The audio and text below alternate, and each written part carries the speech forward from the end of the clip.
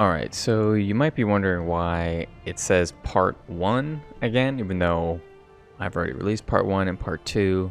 Those videos have been taken down. It's because the Allegiance update just came out and it changed a decent amount of things about the game. It added a bunch of features, a lot of bugs and fixes, and it added enough to the point where I kind of needed to restart because the way that it works is a lot of those features were not added to a game started prior to the update, so it was either continue playing with an older version of the game or start a new campaign with the newest version of the game, which added a lot of other features to the game. I decided basically to restart, as you can tell by the title of this video, is part 1 again, because I had only done part 1 and 2, so I wasn't, if I had done like 9 parts, I would have just continued, but I've only done 2, so it's still worth restarting. Nothing's different. I'm still going to be doing West Seaxe very hard, everything's the same. Some of the other things that might have changed is obviously with the new version of the game, mods haven't had a chance to be updated. I still have them all on. I think they will work. The game certainly didn't crash when I started it, so I think they're going to work. Now, again, those mods, most of them are not game-changing. The biggest, quote, game-changing one is that small settlements have a garrison. It's a really insignificant garrison. It's like 2 or 3 units, maybe 4. I just like that mod because basically it means that a single unit in one, like a stack with 1 unit can't just take like 15 villages because they're totally unprotected. That's just like an ease of, like, you know, makes life easier kind of thing. We've already obviously watched this intro before. We're just going to skip that. Humble beginnings. Obviously I have played a couple hours of this game so far. I think that I'll be better this time around because I kind of know how to play better now than I did before, even though I really haven't played that much. So some of the things that have changed is like ease of life UI system. This, the food and the war fever will now actually give you the bonuses. It'll just tell you right here before you had to like look at a menu. We have decrees, which allow you to just give you basically bonuses for stuff. Hey, plus 10 to faction allegiance, and this is actually like a really nice one. But they all cost money and influence, so that's tough. One of the other things that have changed that are kind of like bigger are just how estates work. Now you have different types of estates, and giving certain types of these estates have different effects. For instance, a noble estate will give this character +1 influence, +2 loyalty, and -100 gold per turn. A religious one will do +1 loyalty and +1 influence, and agriculture will be -200. Agricultural is by far the most common, as you can see. The most uncommon is noble estate, and that's why it gives you 2. So that is kind of how that works. I have 9 agricultural estates. That's kind of retarded. So I'm going to actually start handing out some. So Alfred. Okay, so all these are mine. I'm going to start handing them out to people. I give this one to this guy. It's an aggro. Now, again, religious is noble. I'll give him like a religious, actually, because it doesn't have much of an effect. What's the difference? Is it has basically no difference, just minus money. So that guy's somewhat happier. Give it to that guy. My influence is still really high because I'm amazing. One to this guy, give one to this guy, give one to this guy. Okay. Okay, so we're way better off because of that already. We've already diminished our loyalty issue for now, at least. Again, it's not very hard, so we'll just have to kind of see how that goes. Go take out this army. Okay, I think we should be fine. I don't really want to fight this. I'll just do this. I think we should win. If we don't, then it's dumb. Decisive victory. We easily won. Hopefully we can take them out. Yeah, we'll be close enough. Again, I've already done this in my part 1. I realized that it's only been out for a day. Actually, I should not be skipping this much. I shouldn't keep saying that because most people probably have not seen it. At this point, it was only out for a day before this DLC came out. Really bad timing on my part. I obviously did not know that that stuff was going to come out so quickly. So that is my fault. I apologize for that. I really hate doing this, like restarting campaigns, but again, I felt that it was worth doing because of the big changes that came. And that's why I did it. So one of the first things I'm going to do is something, but it did give me an opportunity to play the game for a little bit, to the point where I think I will do much better this time around because of that experience. Like, for instance, I'm going to like immediately start upgrading a lot of food things, because food was not a constant issue, but it was something that was hindering me a lot of the time. And so 1% chance of rebellion, yeah. So it was something that was constantly stopping me from getting more soldiers that I kind of needed. In the way this game tends to go, really any Total War game tends to go, at least the newer ones, I'd say like Rise of the Republic DLC, certainly both Warhammer games, and of course this one, is once shit gets out of hand, it just gets more and more out of hand. So once that ball starts rolling, it's really hard to stop it, because it just starts going faster and faster, and then it's just impossible to do it, because there were plenty of mechanisms in this game that build off of each other in both a negative and positive effect. I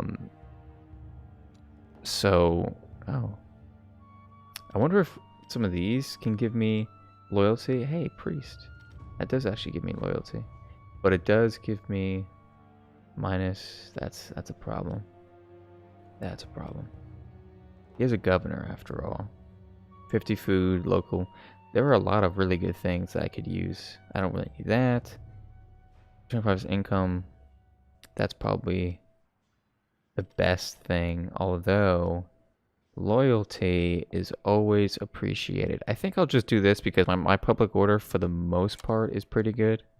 Seek wife? I think I will seek a wife. Public order, that's perfect. He gives him influence and usurper allegiance, but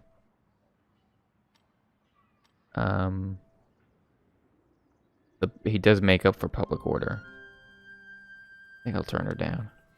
Not sure I really want that guy.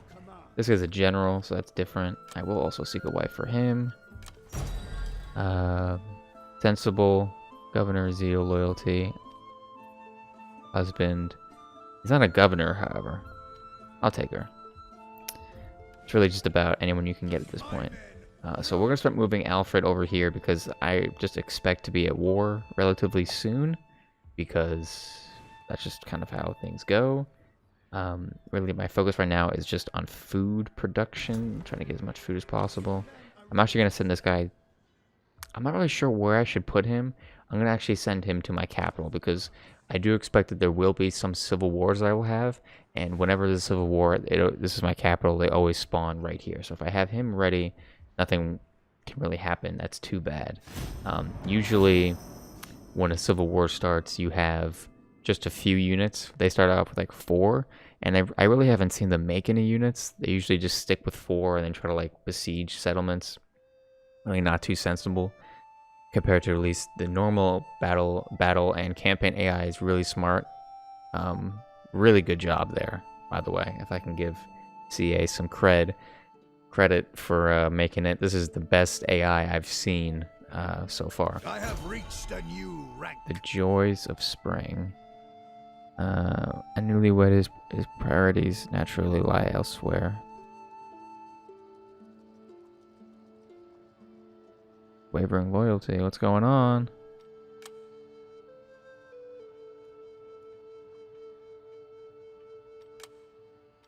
Holy shit, everyone's super low right now. Oh my god. Okay, let's do...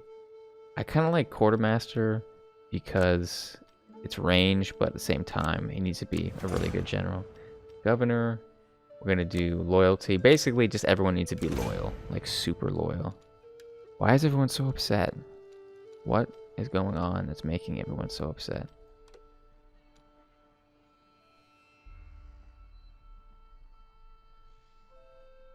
I can give you agriculture. As long as they're like... Oh, okay, this guy obviously needs a bunch of stuff. Oh, look at that. I went up to 4. And this guy, I'll give 1 more.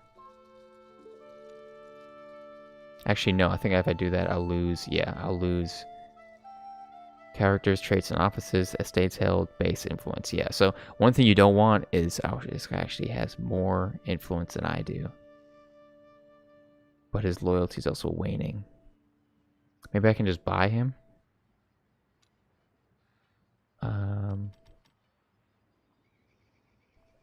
What's this dude? Like, would have been easier just to like be able to find him. Yeah. So let me see if I can just buy his influence. Bribe with words. Pay the bribe. Sure. So he's okay. So I'm gonna take one of these states away. Can I do that? Okay, that's his estate. Let me... Oh, wait. Strip agricultural estate. Fabricate a charge. Accuse a man of crime if found guilty. His lands may be forfeit. Alright.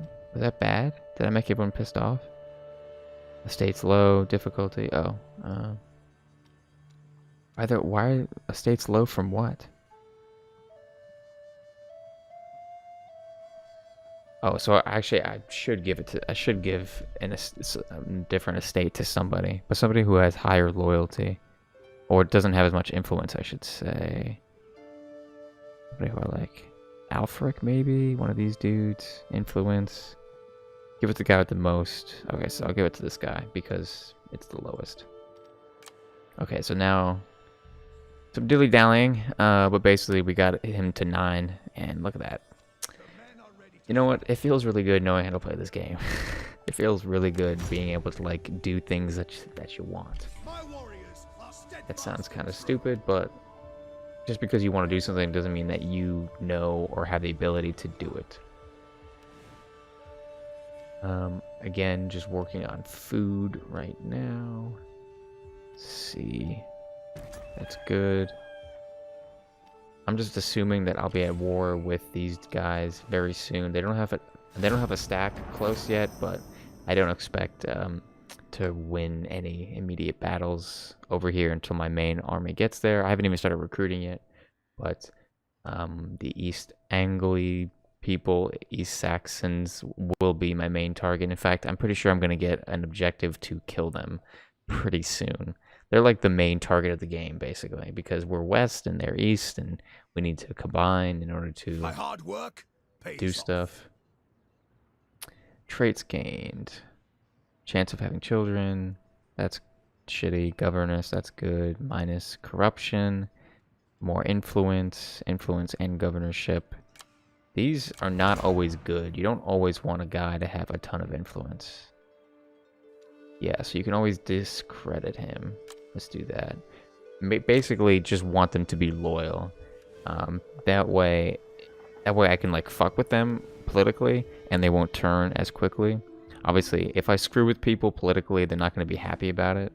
In the end, they're gonna like not like me as much. So the more they like me prior to that is better. Fruit trees. Does this also give me food? Yeah, this also gives me food. Okay, actually, no, we're not going to do that. I'm going to put him in here. I'm going to start recruiting some soldiers. I'm going to get rid of... so it actually tells you how much food it takes. So it's like this is 50 alone. So we're going to start recruiting some soldiers here. Get some cav.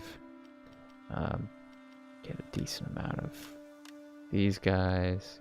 I do like my archers, and we can get some more levy spearmen. Like, These are not bad spearmen, especially for the cost. English spearmen are known to be really good. Some more decorations. Okay. One of these special traits for the English is that they're melee sword guys, and spearmen are pretty good. Like, really good. At least better than base. For the most part. Although, late game, they did say the cavalry is super good late game, but I think in general, sword and spearmen are just better even at tier 1. A fleet. This is the other danger. Prepare to defend. Alfred. Zeal. He's a governor. That's like a useless thing. Why would I care about that? Another governor. Of course, we're just all going to do... As you can see, public order is not that bad right now. So, what's his loyalty? 6. That's good enough. Scribe. He's not a governor, so we might as well just do... Range is a huge issue in my... I feel. Nobody, like, generals really can't move very far in single turns. It's really annoying. So, I have, how far can I go? Can I still fortify? As you can see, I could go this far, and you can barely move in this game. You can move very slowly, or you don't move very much at all. So that's something to keep in mind. We have spearmen, long axemen. Yeah, these guys don't have a shield. I can't do that. If I have a full stack, I have 19. That's good enough for now.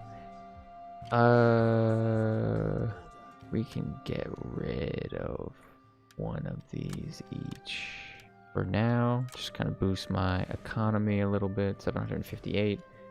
Viking raids, buildings constructed, bunch of farms.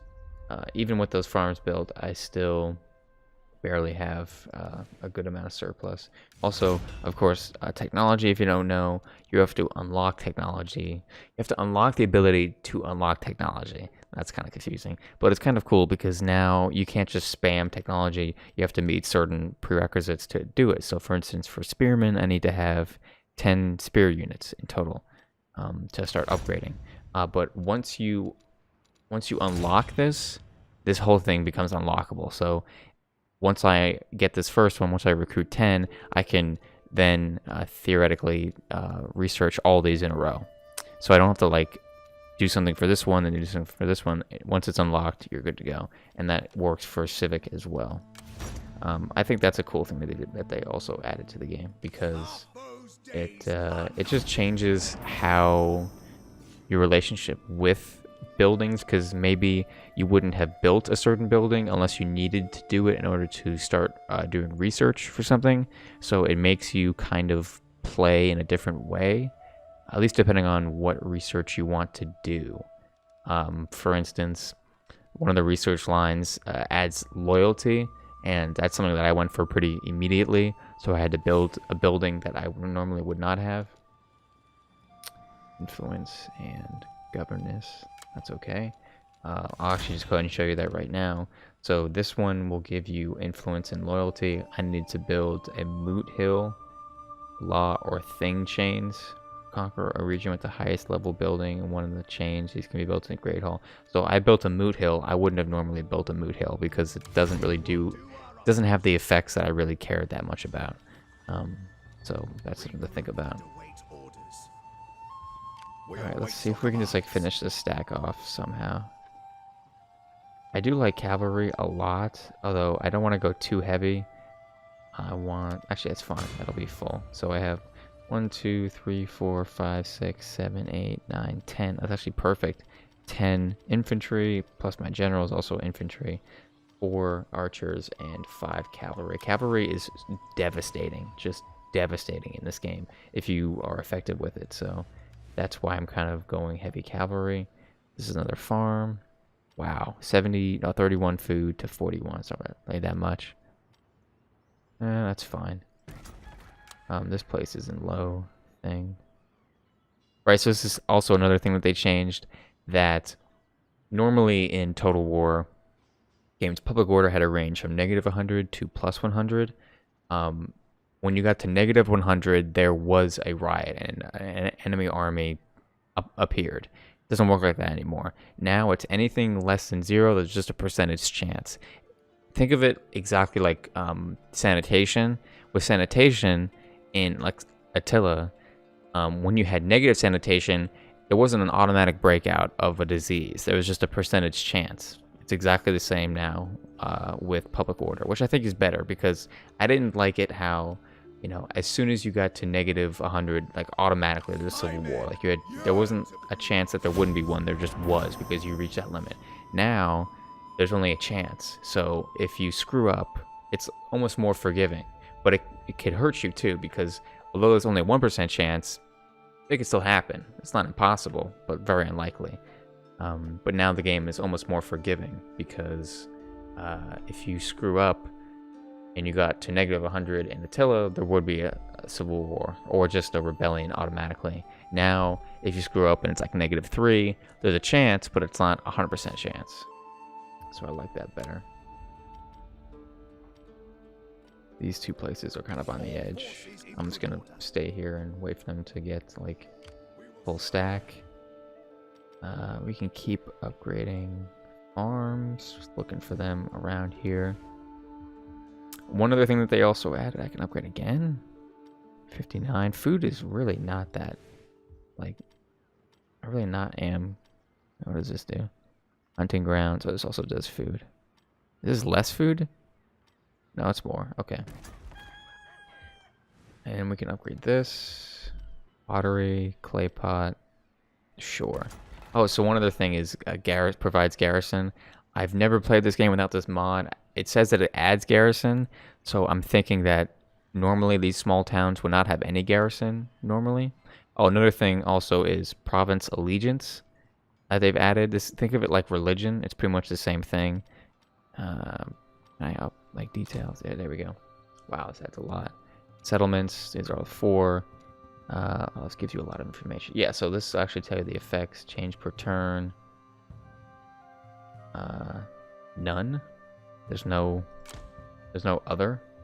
I guess I kind of own. Oh, this one. This one's actually probably a better example. Yeah, so East Anglia is on the rise, and so am I. But I'm going up slightly higher. So there's that family tree. Nothing really to look at. Of course, we have these things, these offices, which are kind of cool. This one is for like my second in command, King's Captain, and then I have these other 2. These are just basically other ways to give certain people more influence or to give them more loyalty, just like another way to kind of boost it. There were so many different ways to increase loyalty and influence if you want to, and it's really just figuring out the right combination of these moves while maintaining other things. You know, this game gives you many options, and I'm always in favor of more options than fewer. So there's a lot of ways to increase loyalty, decrease loyalty. You know, you have estates. You can bribe people. You can torture them. You can pay for loyalty. You can discredit them. You can take governorships away. You can just outright kill them if you want to. You can give them promotions or taking them away. There's so many things you can do. Remember, this man is working against you. Lower influence. Trait gain, vengeful, lower influence. Rumors are baseless. Pay him off. Nah. Oh shit, these guys are low now. See, perfect example right here. Both these guys are low. I don't know why, too, because it's going to be fine.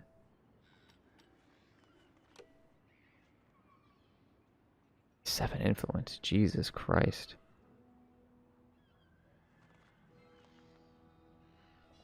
Obviously, conquering new territory and giving them more estates always helps. Always helps. I can just pay them off. They both have 8 influence, so it is like a real danger. Scribe. I don't think I can do this. Yeah. This guy's at 4 again. That's good. Of course, this place is not too happy. This place is getting up.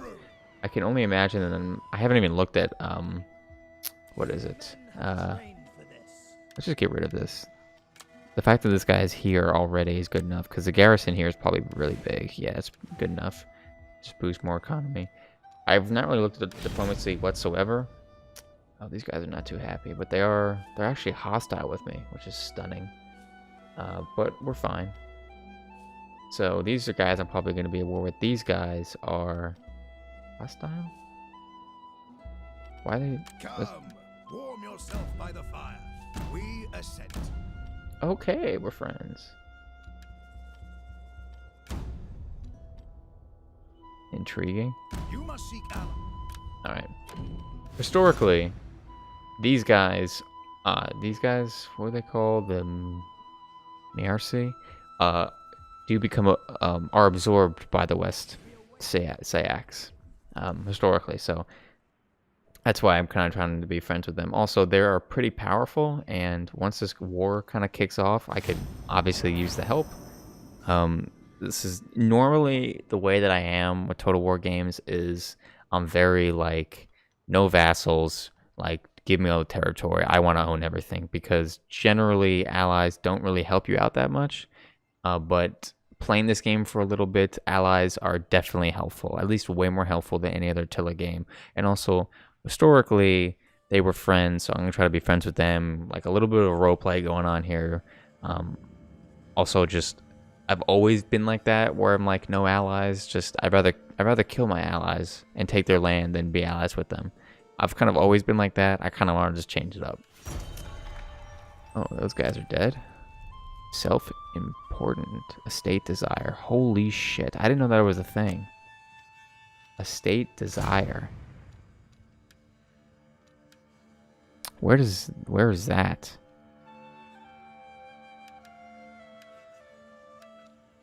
Where can I see estate desire? I can adopt him. Okay. This is probably where it's going to tell me. Want to have estates, 3+ states, almost want to take the desire is not met. Okay, so that's where it's coming from. And this guy, the great thing about this game is it basically will tell you, it will give you all the information you need in order to figure out what you have to do to fix stuff. That's the good thing about this game. Influence. Nah.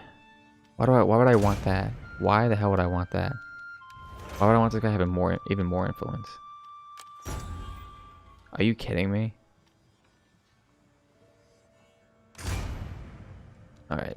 Can I try this again? No, I can't. I guess I can buy their loyalty. But why is this guy so unhappy? Difficulty? Alright, of course the difficulty makes it more difficult. How about that? I really can't lose any more influence. Okay, so I just did that. He just got some kind of trade. Really offended. Governor of West Seaxe. This is really interesting. Like, you could honestly spend hours just diving into all the information that this game gives you. That's why I love it, because there's so much information. They're just throwing shit at you. They're just throwing so much at you. And it just makes it so much easier to try to figure out exactly why something's happening or why something isn't happening. And you can just figure it out. So he lives there. Let's go back to that menu real quick. We can just go here. Both of these guys' loyalty is 5. It adds 2. So if I get rid of it, they'll be at 3. I don't want to do that. Of course, this guy really wants estates. Personal loyalty, traits, followers, difficulty, wants to have estates. So he does not have 2 estates. Who has the highest amount of loyalty already? This guy has 6. This guy has 5, 4. Okay, so I'll take one away from this guy. I'll take his 1 agricultural estate away. Oh, I can't. Shit. Okay, so next turn I'll do that. But you see exactly, you know, how dynamic that whole system can work. The men are ready I'm to almost ready to go to war. 200. I kind of like this too. How it'll give you a ton of information about this army. These are the effects I have because of my general. How much food, how much money it costs, supplies, or action points, and these are supplies. Supplies in general is really, really cool. Just adds like another super realistic feature to the game that was not. It was actually in mods in other games. I remember for Total War Rome 2, there was a mod that added. That was a serious overhaul that added the concept of having to supply armies overland and also overseas. And that added just more realistic, dynamic gameplay. And they've added it somewhat here. It is kind of simpleton in terms of how they've kind of done it, but at least it's there, and it's something that you have to worry about. If you don't worry about it, you'll have to eventually deal with it. Just very cool, like a very. I'm not sure why it's getting that such bad ratings. endeavors are rewarded. I guess we'll figure it out soon enough. Let's go with. Now, what loyalty? If I do loyalty, what does that even mean for him? Faction allegiance, loyalty towards what? It really shouldn't matter, right? I'll just do more movement range. But look at that unit morale, devoted, corruption, public order, perfect. We have this general here, another general. He's fine. Loyalty and all that is good. I think 5 upkeep costs. That's actually really good too. I think I'll just do. Where do I see faction allegiance? That's his level. Where is his faction allegiance? Character. I think that's fine. I think he's more than very good friends. We'll give him this just because he's a general after all, and so he should be a good general, shouldn't he? Let's see if I can get this guy to... Actually, let's just go for loyalty, just outright.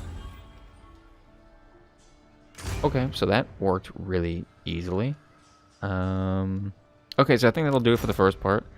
Things are happening. We're not at war yet. We are about to go to war, because if they don't start this war, I'm going to, because I have to conquer more land to keep my people happy. So, hope you guys enjoyed, and I'll see you guys on the next one. Thanks for watching.